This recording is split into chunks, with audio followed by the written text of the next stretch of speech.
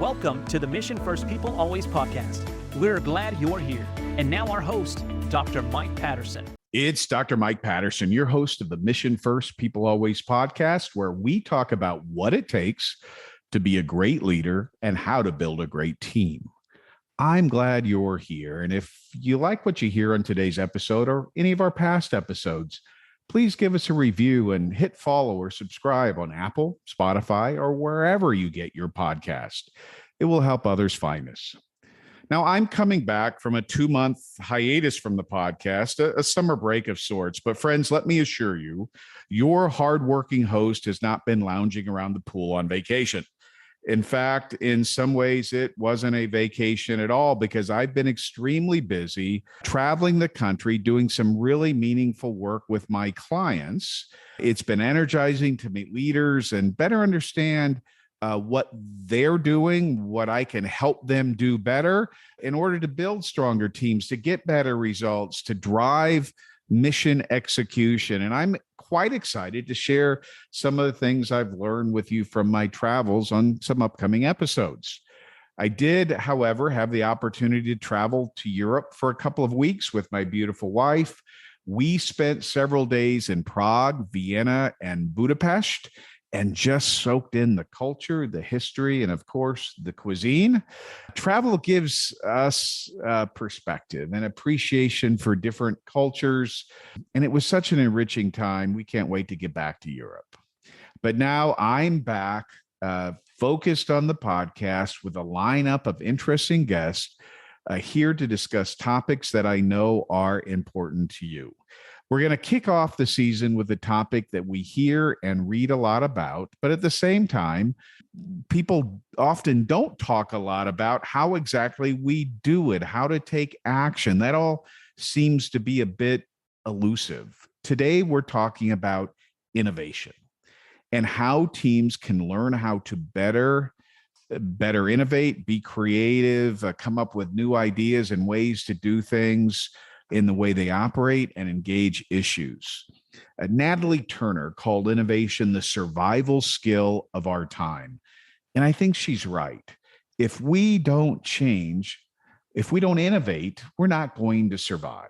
So today, with the help of my guest, David Thomas, we are going to explore what it means to develop the skill of innovation and how to leverage what for many has become an unrelenting drive to break the status quo. Again, I'm glad you're here. Welcome to the podcast. Welcome to the Mission First People Always podcast, where we talk about better business results, stronger teams, more successful careers, and happier lives. Along the way, we hope to bust some biases, build some bridges, and have some fun. We're glad you're here. And now, our host, Dr. Mike Patterson. My guest today is David Thomas, who I believe is speaking to us from Hong Kong. He can confirm that. He's an international consultant. He's lived in a lot of different places, but he hangs his hat in Hong Kong for the most part.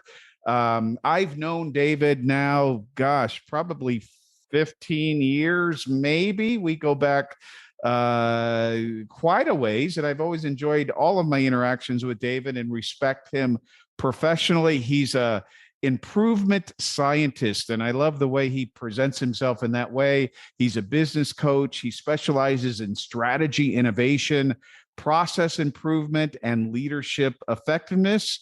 He helps successful leaders become even more successful. He was born in Australia, but he's lived in Asia, including China, Singapore, and Hong Kong for the last 22 years. So he has deep experience with the business dynamics and cultural diversity of the APAC region. He's been around a while. He's been in the business world for 35 years in commercial operations, manufacturing, services management, strategy. He's worked with some very large large organizations. Yes, customers, but he was actually an employee of some really large multinational companies like Compaq, Hewlett Packard, and Philips Electronics. Now he is a master consultant who is certified in a lot of programs. He's developed his own content. He's just a really smart guy. And I think you're going to enjoy the conversation with David. But the conversation I most remember with David is a conversation we had on a flight from Singapore to Jakarta, I believe it was. And David spent about 3 hours trying to explain the game of cricket to me. Now, he's a great teacher, but I am a slow learner when it comes to that game. I still struggle to wrap my head around what that is all about, but I appreciate David's patience with me and his love of the game. And at some point, maybe we'll try again, David. I'm not quite there yet, but David, I'm so glad to have you as a guest on the Mission First, People Always podcast. Thank you, Mike. I really appreciate you inviting me on your podcast. And I do remember that conversation. That was fun. I, too, struggled to understand cricket, even though I was born and raised in Australia. Listen, Mike, I've always found you really inspiring, and I love what you're doing here with the podcast. And, of course, with your book, Mission First, People Always. So I'm really inspired to be reconnecting and having this conversation with you. Well, great. I'm glad you're here. We're going to talk today about innovation. The reason I reconnected with you, David, is because I saw on your social media platforms, I think it was LinkedIn in this case, that you were involved with helping organizations drive innovation. And we live in crazy times. Crazy is maybe an understatement for some of the things the world has experienced in the last couple of years. We use this acronym VUCA, volatile, uncertain, complex, and ambiguous, to describe the world we're living in. But just, think about what we've been through in the last 2-3 years. A global pandemic with COVID, and now before we're even finished with COVID, we've got monkeypox emerging, which is scary as well. We've got war in Europe, environmental disasters, inflation around the world, tensions between superpowers in the world. It's crazy. And all of this craziness should remind us that innovation is not a nice to have. It's really a necessity for survival. We all need to be changing at light speed. We saw some quick to act sort of change with the development of COVID vaccines, and I'm so grateful for that. But if we don't change, 2022 could be that meteor moment for the dinosaurs. You actually suggested that line when we were preparing for our conversation. What does that mean? Why do we need innovation so much, and why did you jump into this space? So Mike, to your point, I think there's the old saying, all boats rise with the tide. And when the tide turns, not all boats stay afloat. And I think that's been the real challenge over the last couple of years. As the last 20, 30 years have gone by, even though there's been economic ups and downs and so on, pretty much it's been a fairly smooth ride for the world. Here and there's a war or if something happens, and in certain countries there's been difficulties. But more broadly, there's been this slow rise. Now with the massive changes that have gone on since 2020, businesses are needing to adapt much faster than perhaps they might have done before the COVID pandemic. And I think the real issue here is that many changes had been delayed, and people were slow to get into the digital revolution and things like that. But the COVID pandemic really has forced everyone to turn and face the future a lot more sharply. So we all have to rethink how we approach our businesses, in many cases how we approach our lives, and hence the Great Resignation and a number of other things going on around the world. So that's why it's become even more important today, perhaps, than it had been in the past. You know what? When I think of innovation, it's tempting to think that there are some who have this special gift of innovation. They're creative people. You know, Steve Jobs, the late Steve Jobs comes to mind. Bill Gates, Jeff Bezos, disruptors, Elon Musk, to name a few. And these people, these special people, are gifted with this wonderful talent to create and innovate, or maybe we even label organizations as innovative, more innovative than others, like Google, Apple, Disney, 3M. They've got this magic recipe, this secret sauce that others don't have. But I think you would argue that innovation is a team sport, that everyone in the organization has to get involved, has to get into the game. They've got a role to play. It's not limited to a few. It's not limited to a few organizations. We've all got to step up and play a part. It's got to be part of our DNA almost. What do you mean by that? What are you thinking on that? So indeed, Mike, I also kind of grew up thinking that, okay, some people are really creative and some people are not. Some people can drive change and some people can't, and so on. And I learned working with a couple of great people, Cliff and Jane Norman from API, now Profound Knowledge Partners, and they taught me really that driving change in a business is very much a team sport. Starts from the top down, but it's very much about bringing people together and connecting ideas. And it's often not just one person's ideas, but the way those ideas bounce off another person's ideas. And it can often be, hey, this is a great idea. No, that's not a good idea at all. And so the argument often refines what would have been a reasonably good gold ore to a really refined piece of gold as an idea. Then, of course, the challenge is to implement that. Now, just because you're great at creating the idea doesn't necessarily mean you're great at carrying it all the way through to delivery. So having a group of people work together, it really makes the difference. And of course, the other thing too is to have a clear set of steps and processes and methods to get that done. So I was reminded of this a few years ago when I connected with Natalie Turner, and she wrote a book called Yes, You Can Innovate. And she helped me to really frame this even better, making use of what is called the 6 I's of innovation.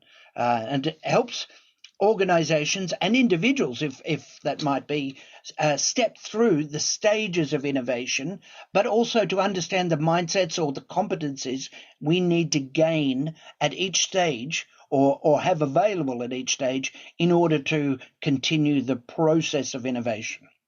So I like what you're saying, David. Innovation begins with the ability to have healthy opposition that becomes energized collaboration. I talk a lot about healthy opposition in my book and in all of my work, and how that's absolutely necessary for organizations to grow and develop and achieve their goals. But it sounds like you've discovered an approach. I'm curious about these 6 I's. Are you saying that innovation is something that you can train people to do? If I show up and say, I don't know how to innovate, but I think I need to, what would you do for me? Oh, absolutely. To your point, that Natalie wrote the book, Yes, You Can Innovate, specifically around that. There are a trainable set of skills and mindsets, methods, and a structured process that you can take towards driving any innovation, whether you're a small business or a large organization managing a portfolio of innovations. Added to that, a very important element is, and we call this a people and purpose-centered approach to innovation. because it is very much about, first of all, where are we setting out? What are we setting out to achieve? What do we want to accomplish here with our drive for innovation?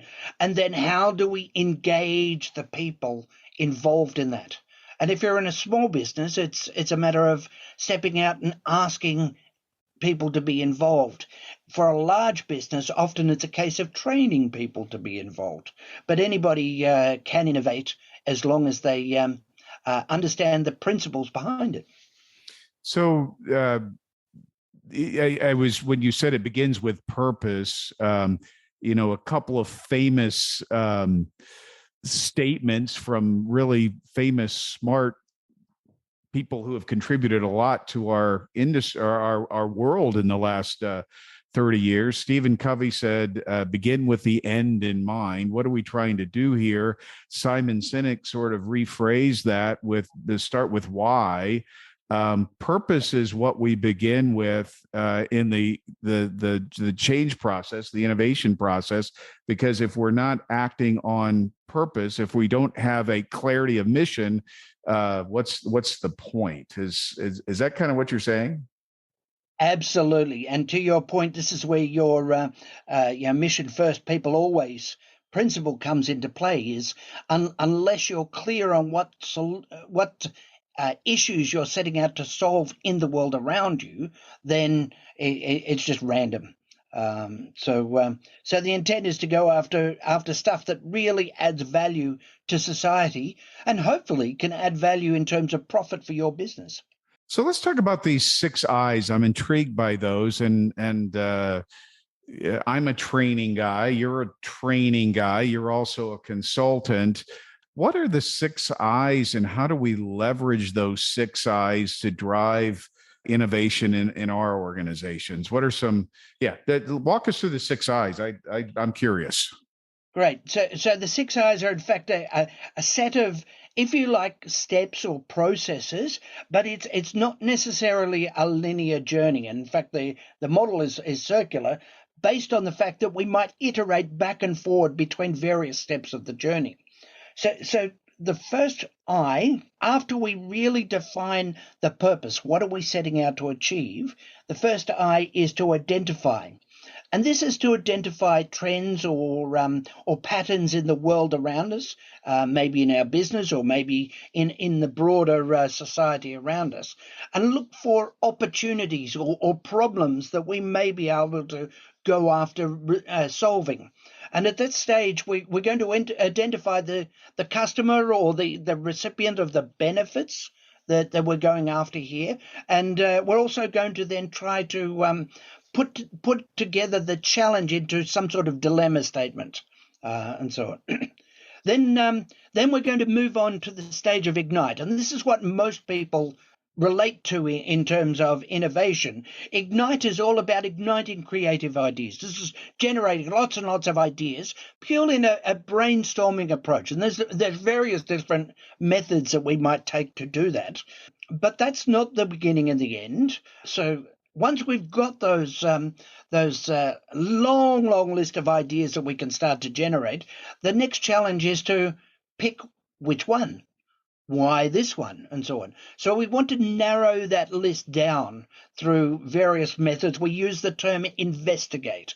We're going to explore what ideas would be best to move on and what ideas would be best to leave behind because of challenges with practicality or cost, or we don't have the technology or whatever it might be. And we also then at that stage want to try and model or frame or present some sort of idea of how this might look in application. So once we've narrowed it down, we might have 1, 2, 3 ideas. The next challenge is then to pitch that. Now, if we're inside of a business, then we're pitching to the owners of the business, or we're pitching to the shareholders, or we're pitching to some sort of finance. We might be looking to get a loan for that, and so on. But we're going to have to get some resources in order to bring this idea to reality. So this is the invest stage. And at this stage, we're trying to marshal the money, the people, the technology, whatever we need to do in order to bring this idea to reality. The next stage then is implement. And implement is all about turning that idea into a product, into a service, into an experience, or it could be a completely new business model. So it's all about turning the idea into reality. And there could be many iterative steps in terms of doing that. Now, our next challenge, of course, is then when we bring it to market. The idea here, and this is, we talk about the fail early, fail fast type of approach, is to bring as many prototypes to market as early as possible, and then launch as early as possible, and then drive continuous improvement in terms of that approach. That's often used now in the software industry, where we bring it to market, about 80% good, and then refine the next 20% over time and so on. So those 6 I's are to identify the current challenges in the world, to ignite ideas, to generate potential solutions to that, to investigate those ideas and make decisions about which ones to move forward and which ones to put to the side, to then invest either our own resources or to borrow or seek investment from outside, then to go to work on the practical approach of bringing that product, service, experience, whatever that might be, to market, and finally drive improvements on that. So that's the 6 I's. That's very helpful. As you were describing those I's, what came into my mind's eye was the fact that on nearly every team, there seems to be a negative Nancy, a Debbie Downer, one of those Eeyore, woe is me type folks who find fault in everything. They see the glass as half empty or less than half empty. They don't have a sense of optimism here. How do we deal with people, the negative Nancys and the Debbie Downers on our teams? How do we work with folks like that in the context of innovation and creativity and the need to get everyone involved? When negative Nancy, Debbie Downer, and all of those folks are involved in the team, perhaps I'd like to get them to suspend their judgment for a little while on Ignite. But boy, I want them on my team and Investigate. Because very often these are the people who can help discover the holes in our ideas, and possibly even help us to plug them before we get to the invest stage. So I want all of these people around helping me to really think, well, is that the right approach? Are we doing the right thing here? Should we even start? All of these sorts of things.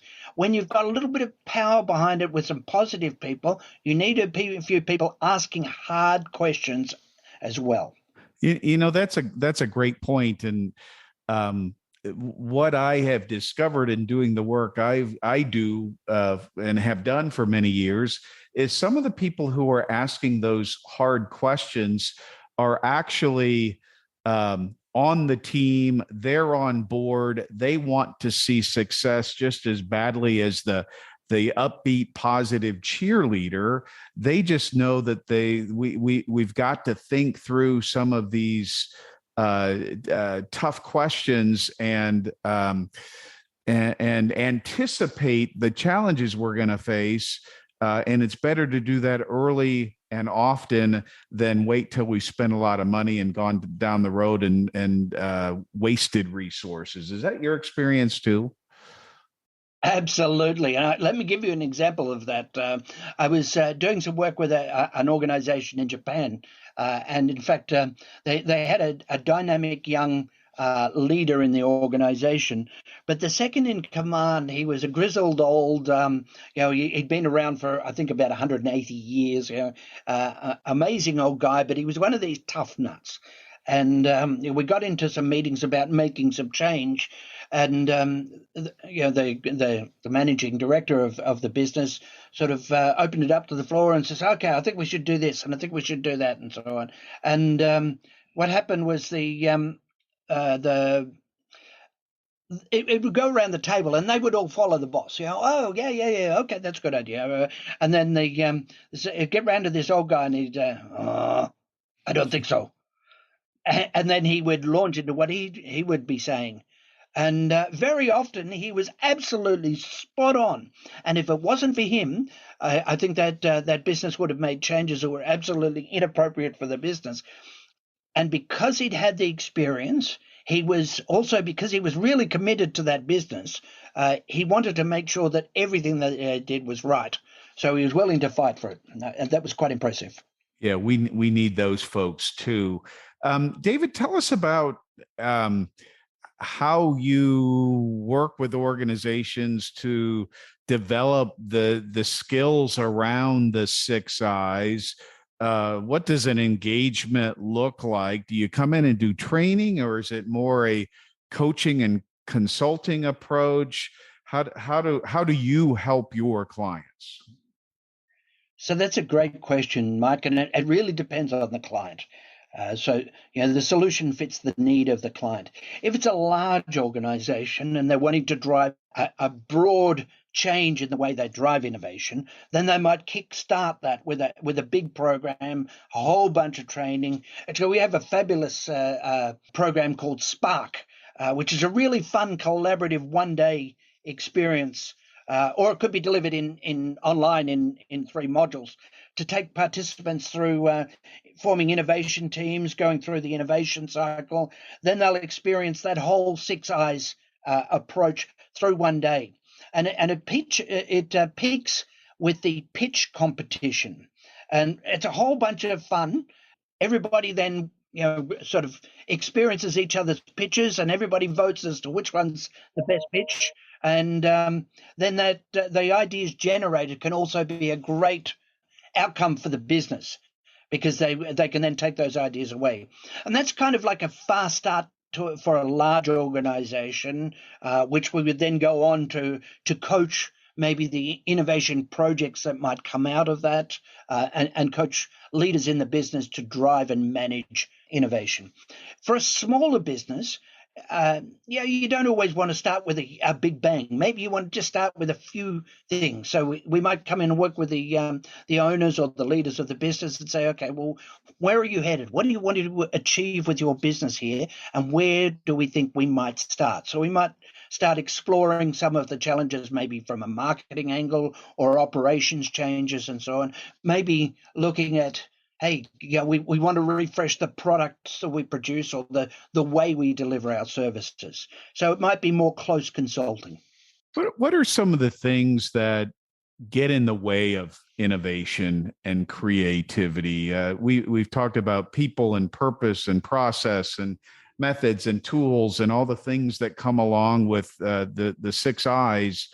But what can get us off track? What could derail our in efforts at innovating and creating change?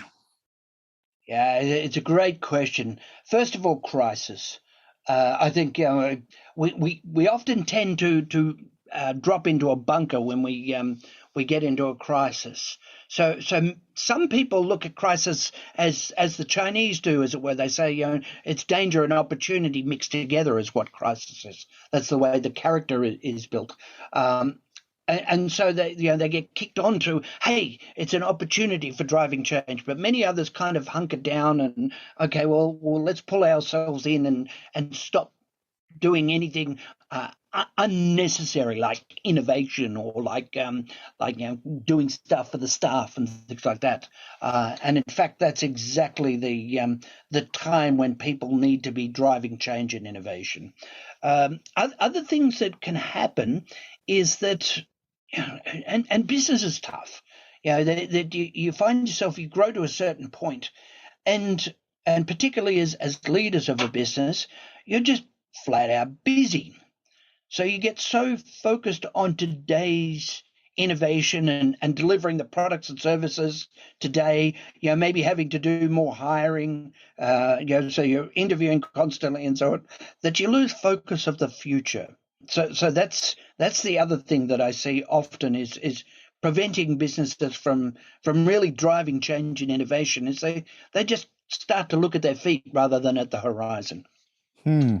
On the Mission First People Always podcast, David, we always try to stay practical. And so one of my final questions for all of my guests is this one. And it's, what is one thing our listeners can begin doing right away to become more innovative, to drive innovation on their team or in their organization, something they can do by the end of the week that's moving them toward becoming more innovative?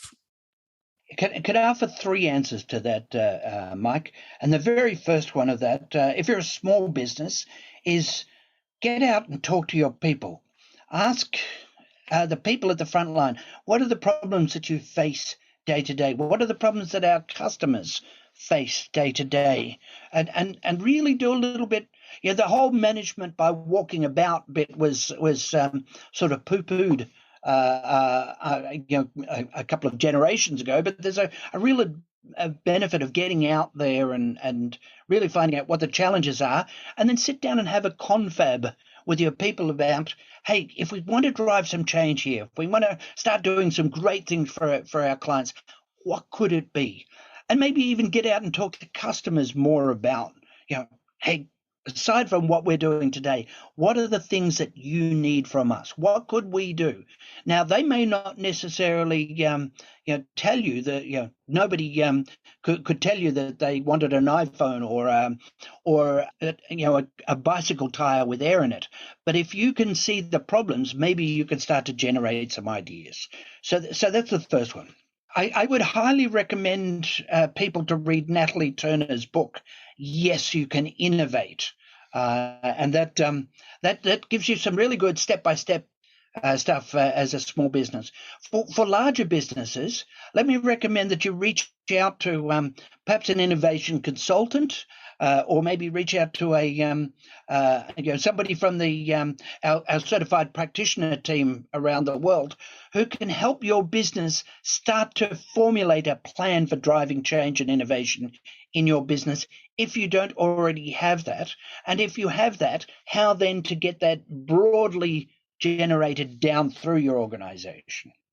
Excellent. Thank you for that. Our time is almost up, David, so I want to give you a chance to invite people to get in touch with you. How can people best connect with you, especially if they're in the APAC region, or maybe you're willing to travel the world and do the great work you do? How can people get in touch with you? Thank you, Mike. The best way to get in contact with me would be via email. That's at enquiries at PKP Asia. That's enquiries, ENQUIRIES at pkpasia.com. You can always go and visit our website, www.pkpasia.com, and that's also a great source of information about what we do. And you can always get me on LinkedIn. You'll be able to find me at David Thomas, PKP Asia, ALD. Now, I also recommend that people, if they want to learn more about the 6 Eyes of Innovation, go and check out the 6 Eyes of Innovation website as well. So that's the best ways to contact us. Well, thank you, David. We'll have all of your contact information and links to resources in the show notes. I'd like to thank you for being an engaging guest today and inviting us to think in fresh ways about innovation. One of the big things I'm taking away from our conversation today is innovation isn't this special gift that's bestowed upon a few special people. It is something we all can learn. It's a skill that can be developed. It's a skill that we need to practice. Organizations need to be intentional about driving innovation. And there are people out there that can help us do that. So thank you for opening my eyes to that, David Thomas. It was great to reconnect with you.